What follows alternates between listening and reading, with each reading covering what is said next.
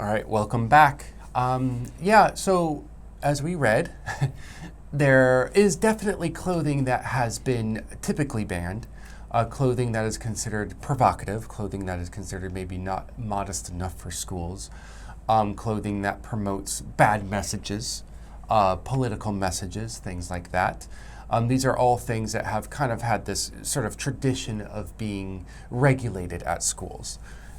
Sometimes there have been colors that are banned. There are, Crips and Bloods. There are gangs where, wearing a certain style of clothing with a certain color, red or blue, that type of stuff, might be frowned upon or even outright banned. But this one has had people in a little bit of a confused state because a school in Texas has decided to ban all black clothing. Now, you can have an item of clothing to be black. So let's say if you had black pants but a flowery top, you're okay. But to wear all black, bottom and top, has been banned. Now, you might be thinking, well, maybe there is some sort of gang relation.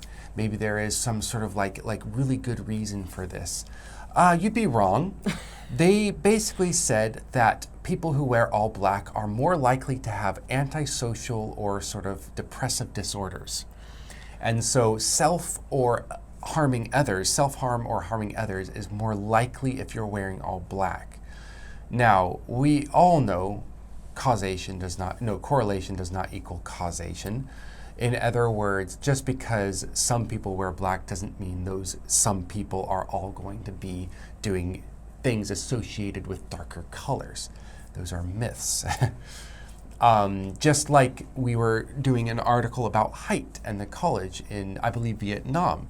Just because taller people might have a tendency to have better opportunities in life doesn't mean shorter people don't.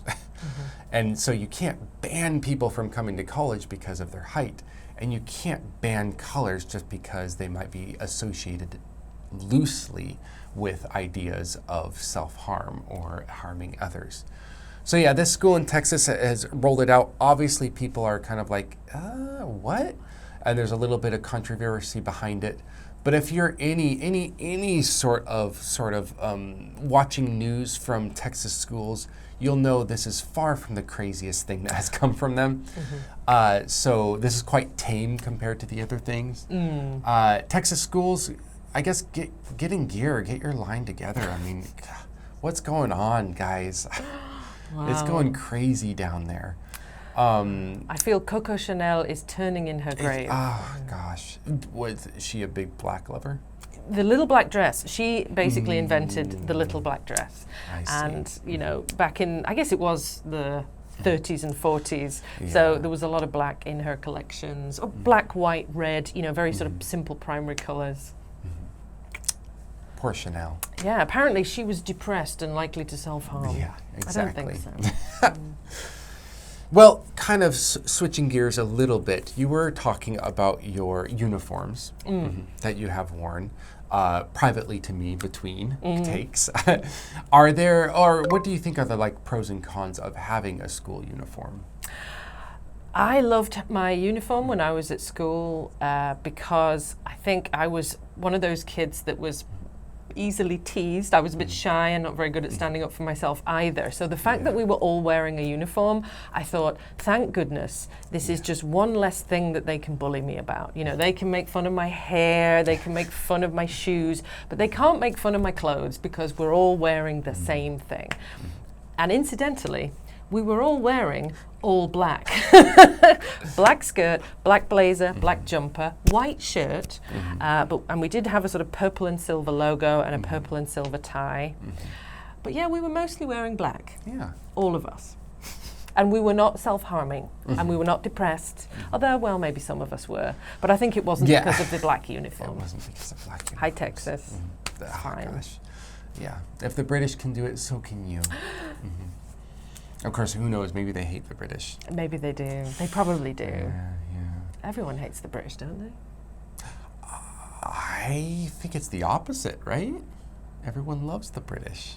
Well, that's just you, John. Thank you. What age, this is an interesting question because it brings up a lot, but what age do you think it would be appropriate for young people to start wearing traditionally provocative or immodest clothing?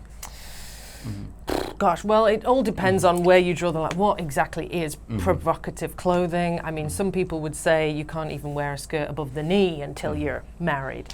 But I think I was allowed to wear sort of mini skirts, and I was allowed to show my arms from a young age.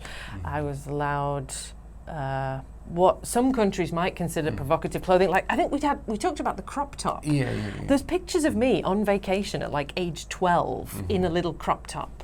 I look like I've got the body of a little boy, because I'm only 12, and all the kids had it, and it wasn't a sexual thing. It wasn't considered provocative. I was just like a kid in a crop top.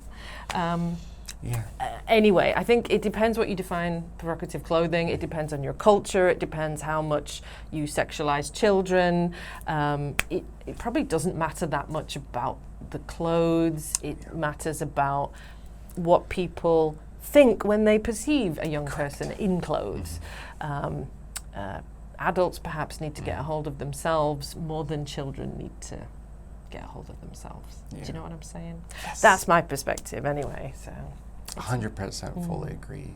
It's less about what the children are wearing and more about what the adults are thinking. I think there's many adults out there that need to just cool it, or actually be put in jail. Yes. Just control yourself, or let the state control you. Yeah. I feel like if someone's complaining about the provocative nature of children's clothing, they should just be put in jail prematurely. Yeah. Like, oh, you're sexualizing children. Okay. Jail time for you. Bye. Just in case. Yeah, just in case, we're gonna keep you in there for a while. Yeah. Oh gosh. Anyways, well, that's a lot of controversy for this. It's not controversy. Let me try that again. Do you know what's not controversial is the vocabulary down below. Is it not controversial? No, I don't think so. I think we're okay. Yeah. It's not off limits. It has words about controversy, but it's not controversial. Yes. Use it in your everyday English, and we'll see you next time, guys. Bye.